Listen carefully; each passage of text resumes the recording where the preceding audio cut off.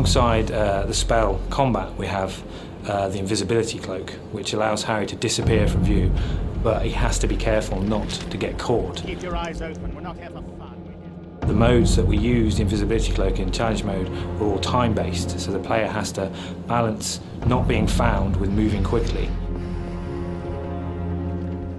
One of my favourite levels in the game is Shaftesbury Avenue, because it's an opportunity to see Harry as a wizard in the Muggle world.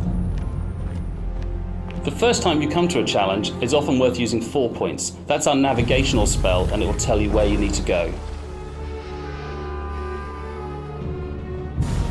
Once you get good at the challenge, it's all about shaving the time off, and 4 points isn't necessarily the quickest route.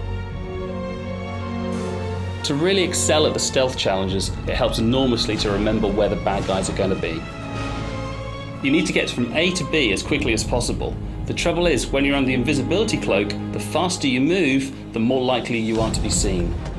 If the player runs quickly at the start before they put the cloak on, they can save a few vital seconds.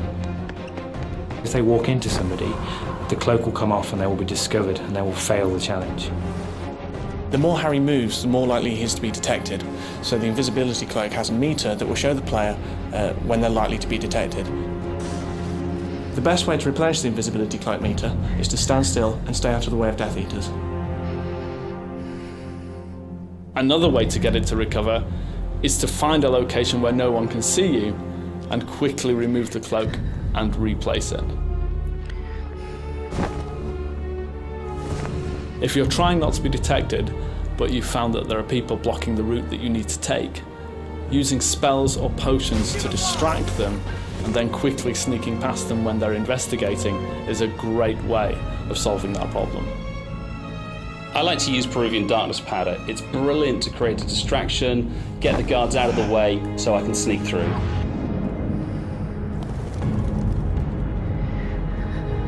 If you do come across any Death Eaters, you can sneak up behind them using your invisibility cloak and use Protego to knock them down. So we find that when we're playing this in the studio, we will go to extraordinary lengths to get the perfect score.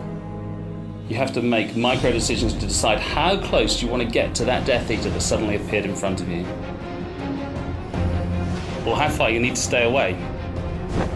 When exactly do you take your cloak off, and when do you put it back on? When do you take that shot? When do you throw the potion? Do you throw the potion at all?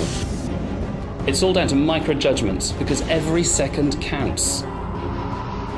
And with all our challenges, every time you beat your personal best, it goes up on the online leaderboard, so you can compare that against your friends, you can compare against the best of the world, and you can see really how do you match up as a great wizard.